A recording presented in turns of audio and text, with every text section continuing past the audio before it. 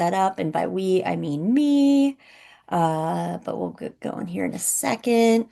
Excited to see so many of you. We just had our first round, or our first micro webinar, and now we will get another one going. So, uh, let's see what we can do.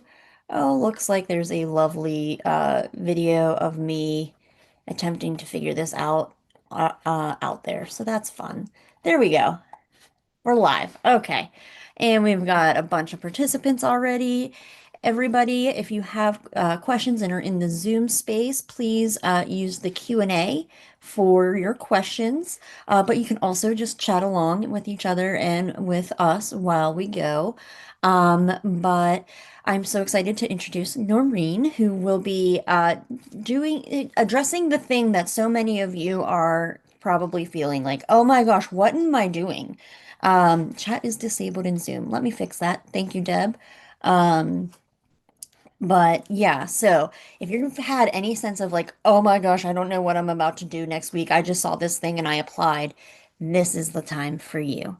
So, Noreen, thank you so much. I'm going to hand it on over to you. Amazing. Yeah, so welcome everyone. I want to welcome all the She Build Season 2, the new cohort, and anyone else who's made it here. Okay, so I'm going to share my screen. Let's see if this, yeah, thumbs up, we're working. You can see that? Yep, Cool, perfect. awesome. Okay. All right, so this is the I have no idea what I'm doing webinar. So hopefully you've come here for some tips and tricks on building, or if you don't know what you're doing here, that's cool too. You're probably among some like fellow confused people, so all good. Okay, so who am I and why am I even talking to you about this? So I am a season 1 alum. I am a first gen college and grad student. I built a career in strategy and in the podcast industry specifically. And currently I work for content strategy at Hatch, which is a sunrise alarm clock and sleep aid that helps people build better sleep habits. I live in Atlanta. I moved here to be closer to family. I recently got married to my lovely husband, Chris, and we are super into puzzles, which is relevant for the story, I promise. Um, okay, so my technical background. I'm not sure how many of you have experience actually coding, but mine is literally zero. I have a one failed attempt at that CS50 intro class from Harvard, if anyone's tried that. And I have to say, it's like, I think I'm a pretty quick learner, but I got 3 lessons in and I was like, this is hard. And how are they calling this the intro? But needless to say, like I did not get far in my adventures on coding. Okay, so how did I get to She Builds? I can imagine a lot of you have felt this way or heard this, but like, oh my God, AI is coming. It's going to come take all your jobs. We're all not in a good place. Um, and I think the thing that I kept hearing that stuck out to me was, you're not going to lose your job to AI. You're going to lose your job to someone who knows how to use AI. So like your average millennial, I started stressing. I frequently use ChatGPT and Claude at work. I even did like one of those like custom bot things at work, but like I was like, this just doesn't feel like enough. So I decided I needed to vibe code. I was not going to let the scary memory of that CS50 class deter me. But I was looking around, I saw Lovable, I saw Bolt, I saw Replit, I saw all these different tools, and I was like, what do I use? So I'm sure a lot of you have been in that position within the last year or so. I chose Lovable, and this is very sophisticated decision making, but honestly, the name was the coolest. So here I was, Lovable. Okay, so like I said, my husband and I, we love puzzles, we love games. We started playing we play the New York Times Connections game every morning, if anyone's familiar with that. And I thought to myself, like, it'd be cool to build a personalized version of that game for us to just make for each other. So I signed up for Lovable on like a Saturday night because I'm super cool. And I started putting in prompts.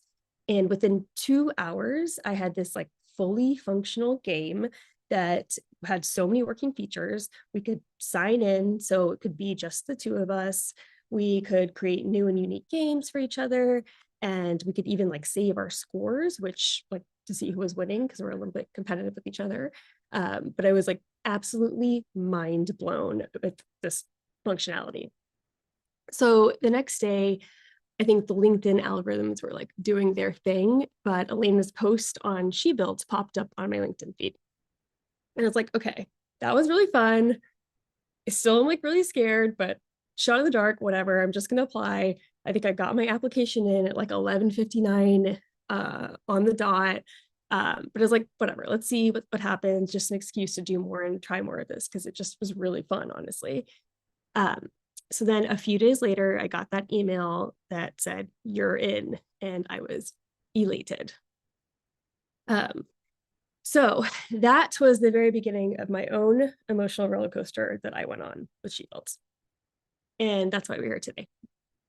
So I want to spend the next 20 minutes talking through this emotional roller coaster and give you all a few tips that can help when you are at those like your dips in your own emotional roller coaster.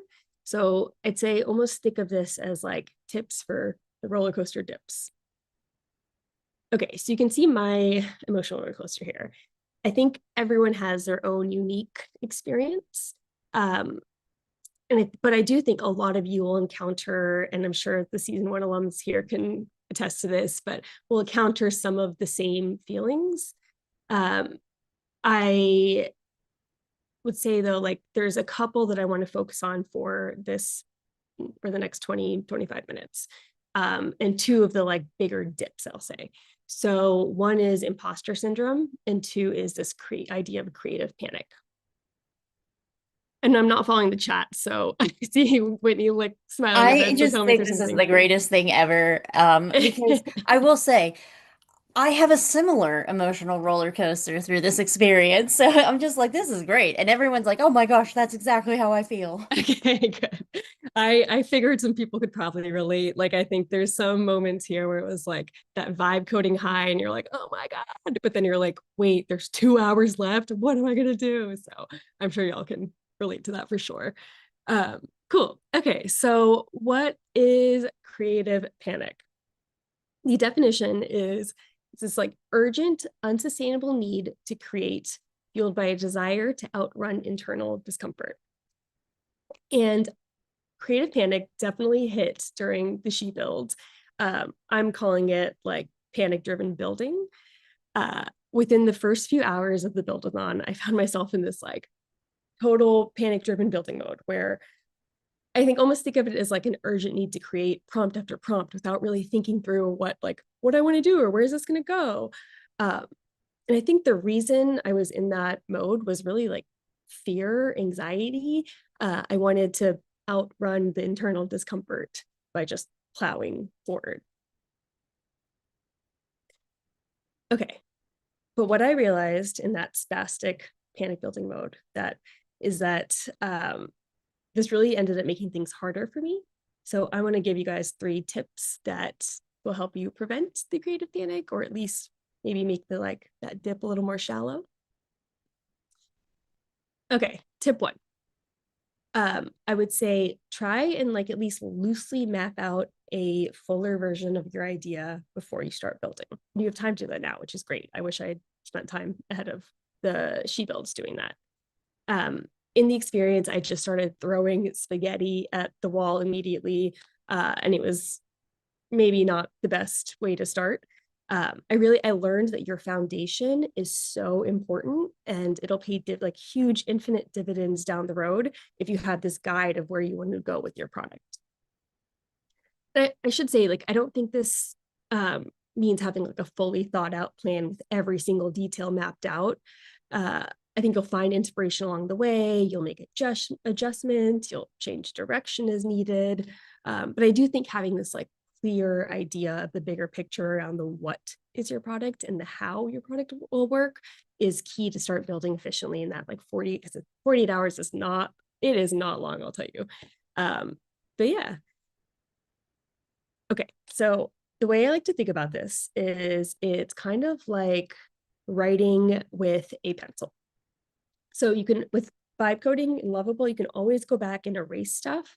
But if you can, I'm sure you guys have written with a pencil and like you erase it and that little pencil mark is still visible.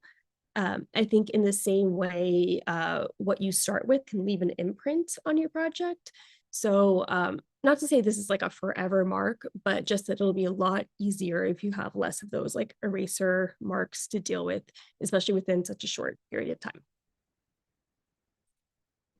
Um, and should I do Q&A? Should I answer questions now, Whitney, or should I wait till the end? There is one that if you, Okay. since you just said tip one, any framework Yeah. or template you suggest for that first tip? Interesting question. Okay. I think it probably really depends on what your project is or what your product is. Um, I think like maybe defining what the core, like the like literally what is this going to do for the customer, like or the whoever it is, like what is this going to do? And then map backwards of like here are the like 4 ways that I'm going to accomplish that.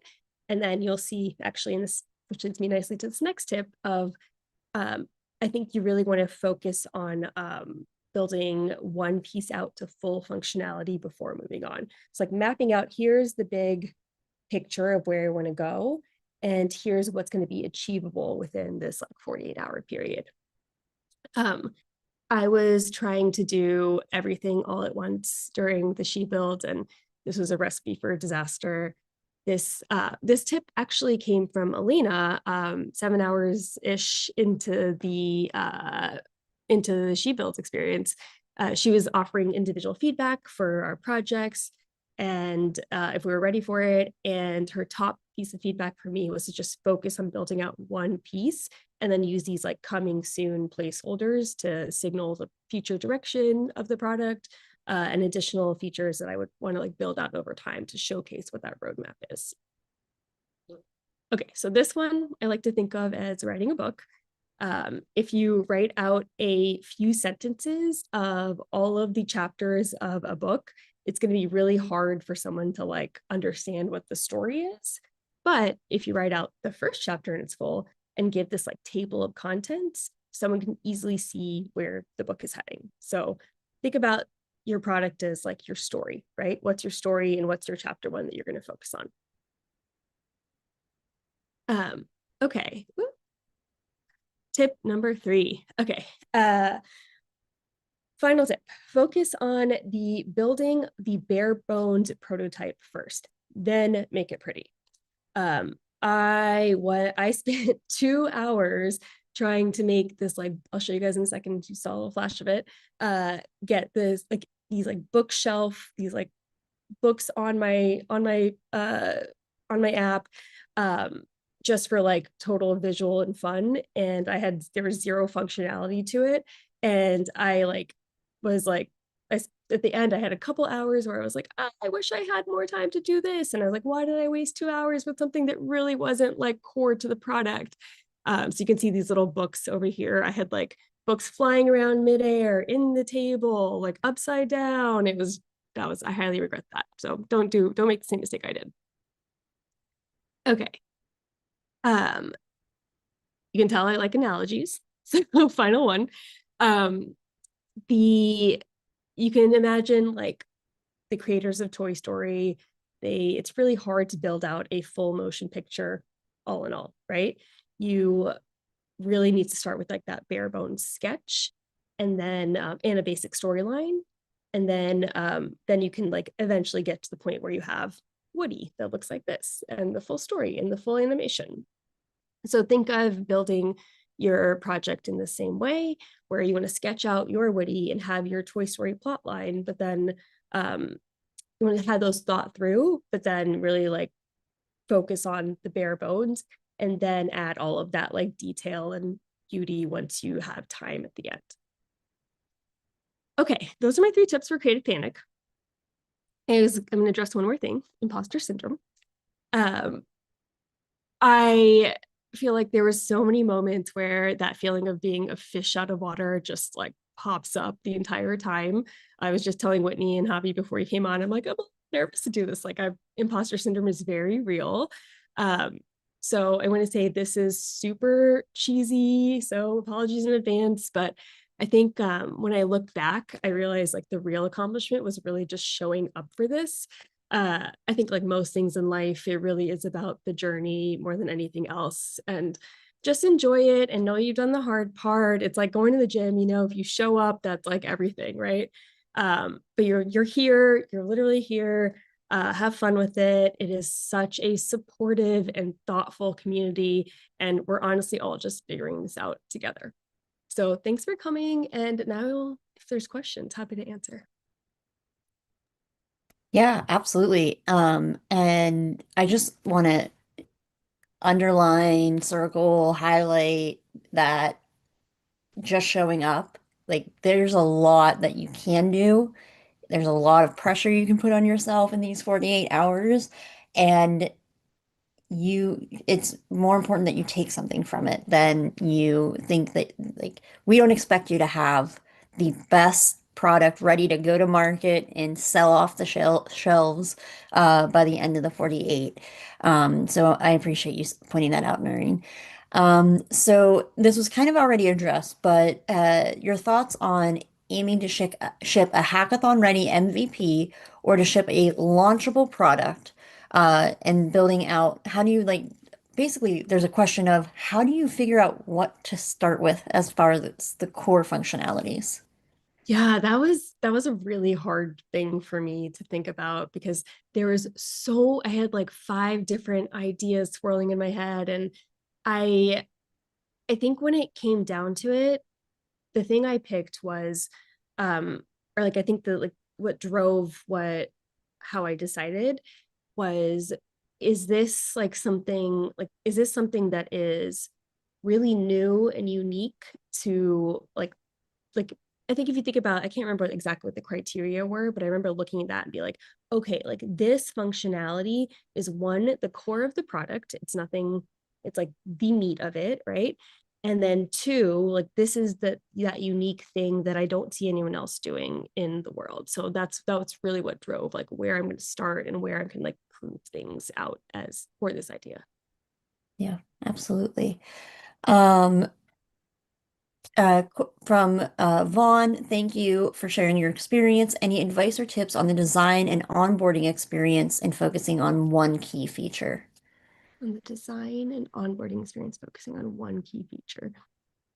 Um, Can you say more about what you mean? Yeah, Vaughn, if you are comfortable, um, I should be able to figure out how to let you raise your hand and unmute you. Or if you're not, feel free to put it in the chat. That is absolutely okay as well.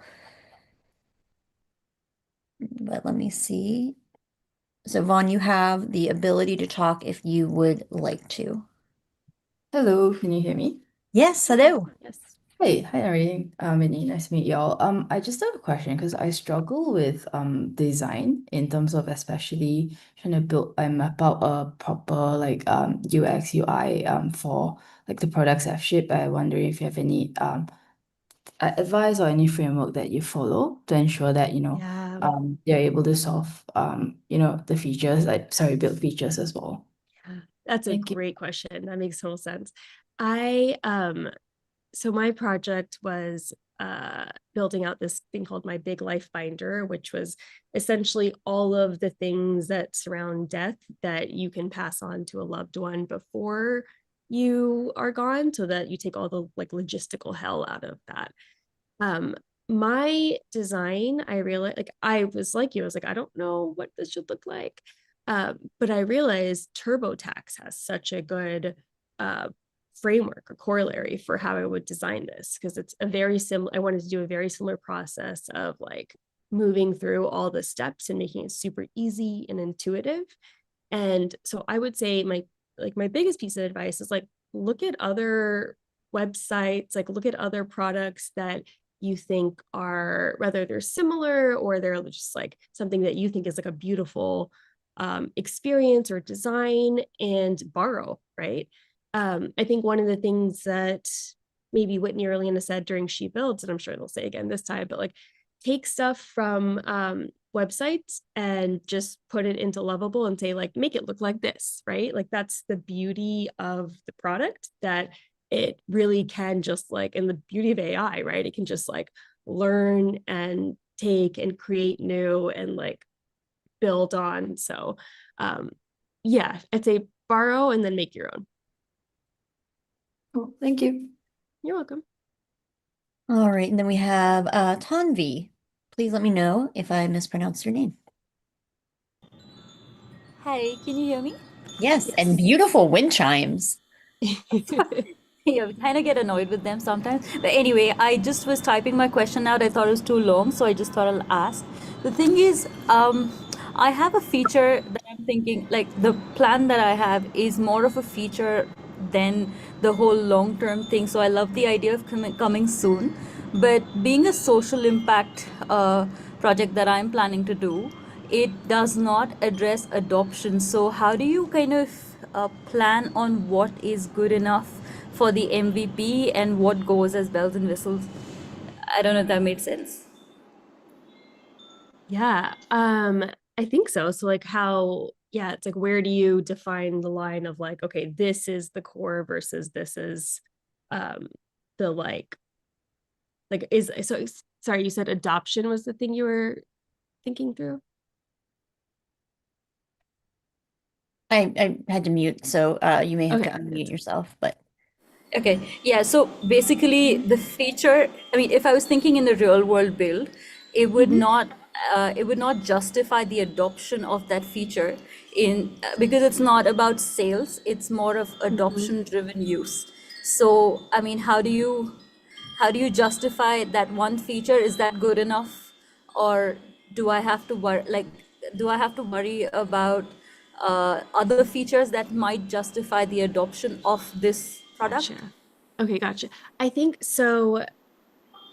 I think like what I would say here is you have to remember it's 48 hours. Like it's a very, very short period of time. Like I cannot stress that enough. So I would say if you have the feature, the core feature, and then there's other features that are like showcase, like that you want to showcase that this is going to lead to like this is how the adoption will increase over time. It would like you don't have to have just a coming soon. You could have like a coming soon and then like a little bit of like a this is what like a very bare bones plan.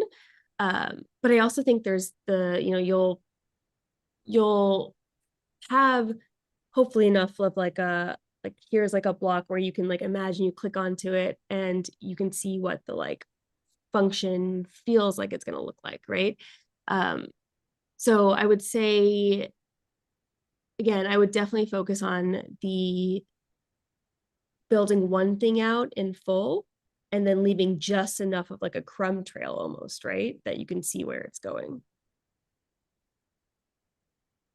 I don't know, Whitney, if you have any yeah, comments on no, I that as think I think well. you're right. You're spot on. It's so hard to even say from a Yeah, outside perspective until you see what the build is and totally. the direction you're going. What I would say is when you dive into it Monday morning, or I say Monday morning because it will be Monday morning in my where I am located, but it won't be for everybody. Get a sense of it, and then jump back into the Discord chat and ask people. Like one of the big benefits for season two that season one didn't have is season one. So there are so many of our alumni who have offered to just be present to provide feedback, and so you're not going to be at a loss to get that support. Which also, there's a question by Rotendo about, how do like any additional support available, things like that. We have all these webinars. I know it's a lot, but we like really want you to be as successful as you want to be, and whatever that looks like for you. So that we're like, well, let's just give all the knowledge, and then it's okay. Like technically, we have three winners, one per category, but it is not about just that, right? It is about what do you unleash within yourself? What do you learn about yourself and are able to say, I didn't think I could ever do that. That is winning. And so sometimes just be aware of what you're feeling and then say, okay, what do I really want to get out of this? because that, if you achieve what you want to get out of it, you won. And I know, Deb, I see your hand, so I'm going to get you up here. But another one, question from Tanya is, besides clarity on core features you want to build out, what are the 2 to 3 things that we can do that you did or wish you did that'll make the 48 hours more streamlined? Good question. The core features, not wasting time on visuals up front, like I said. And then I think I wish that I started planning my idea literally that Monday morning or whatever time it was for, everyone else. So I wish that I had taken time before. So you have a week now, right? To like write out, like literally sketch out on a piece of paper, here's what I would want it to look like. So I would recommend that. And you all are probably a lot farther along in your thinking. I was just, like I said, like I joined Lovable a week before the She Build. So it was a truly, I have no idea what I'm doing experience for me. But yeah, I think the more like AI is really just like a tool to help you. I think like your thoughts, your strategy, like how you're approaching this, your idea is really like, it's like something that brings that to life in a really cool way. So I think having that clarity in your head is super helpful. And I wish that I had done more thinking around my idea ahead of the actual build-a-thon. And Deb, go ahead. Yay, can you hear me? Am I hearable? Hi. You are Sure hearable. are. Awesome. Noreen, I love your story. I love the little roadmap that you made of the, not roadmap, but the roller coaster. It's so accurate. Hey everyone, my name is Deb Haas, and I was in season 1 of the Lovable She Builds, and y'all, it seriously is one of the best experiences ever. I don't know if you can tell it from my voice, but I'm an older woman. I'm in my 50s, and I had never really built anything. And AI for me has been this incredible experience the last year. So when I went into the Lovable Build-a-thon, I already had an idea. It was something that I had tried to create with with a GPT, and it just wasn't working because I needed to have a place for the data to sit. And I was like, oh, let me try to create a webhook. And then, of course, like 4 hours later, I'm like, I hate webhooks. So when the lovable thing came along, I was like, oh, this is cool. This is a group of other people who are doing the same thing. They've got a set timeline. Let's do it. So yes, I already had an idea of what I was going to do, but I made myself not like do anything until it started. And then I took the first, and y'all are going to laugh at me, but I took the first 4 hours of the build-a-thon to get really clear on what I needed to, because I have ADHD, y'all, and I have to plan things out and I have to know what they are step by step by step. Otherwise, I get confused, overwhelmed. So I created a product document. I used ChatGPT, what I call Chatty G, to help me create a product document which would tell me exactly what is the least amount that I need to get done in order to make my product actually work, like to make it actually go through one iteration of what it's supposed to do. And so I focused on that and put that in there. And then in the product document, I also put like, these are the colors I'd like to have if I could. And then I put at the very end of it, I was like, and these are things that I would like it to be able to do at some point in the future, but obviously I'm not going to get to it in the 48 hours. So I took all that time at the beginning to do that product document, and then I used that to create my first prompt. And y'all, it made such a huge difference further down the road. Because when you get that first prompt set up with the very basics of what you know you're going to need, like if you're going to need a database for users to log in and put their login information or whatever, if you set that up at the beginning, it's going to make your life so much easier further along. So, um, I don't know. Did I answer the question, Whitney? I just got so excited and I was like, I ah! I So think a little bit, but we got another one from Hallie. We'll take Hallie's question and respond and then wrap up. Yeah, Oh, so this may be, I guess, something that was sort of answered. Um, but so when we're talking about full functionality, I guess can you guys be more specific on like what you're meaning by that? I think I'm just like a little bit nervous because some of the core functionality of my product would be like dependent on API connections. or like connections to other tools.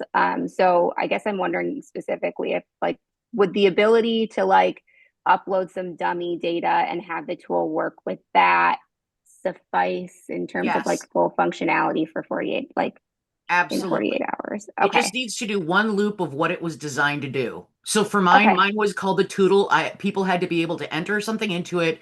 It had to be able to show up there, and then when they completed it, there was a little celebration. And that's all that I really needed to have it do was just get that done. And my first prompt had that done. So then it was like, okay, now I can add in all the prompts, all the other bells and whistles. So you just needed to have one loop of what is the very basic of what this app is going to do. What is just the very basic thing that I can say, this is the start of it and this is the finish of it. Not thinking about all the times where, oh, this might be the case or that might be the case. You're just looking for if it's all working perfectly, one loop, what does it need to do to get from beginning to the end of that loop? And then you can prove that it does what I said it does, if that Okay. makes Yeah. sense. Yeah. Thank Yeah. I you. would say from my experience, the like um there was I had a couple different, so I had the like TurboTax vibe of my life binder filling that out, and then I had something where I wanted to do where you could like leave loved ones messages when you're gone and it would fire off like after your passing. So I was like really excited about that function, but I was like, okay, I can't do both of these things in this time period. So it was picking which one makes more sense. And so I picked the one that was like the core, that like TurboTax version of my life binder.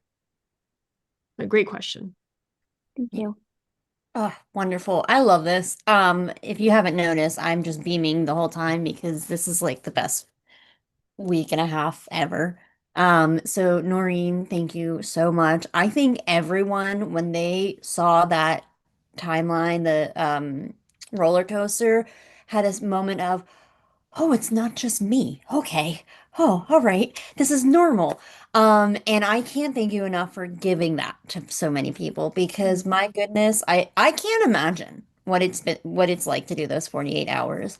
So I think that there was just such a great kind of level setting of it's okay, you will freak out at some point and you'll get through it and like walk away from this a true badass lady. So, like, just thank you for being vulnerable, sharing that, and being a model of how you don't have to have a tech background. You don't have to be perfect. You can still do something amazing, and continue to do something amazing, such as present today. So, thank you.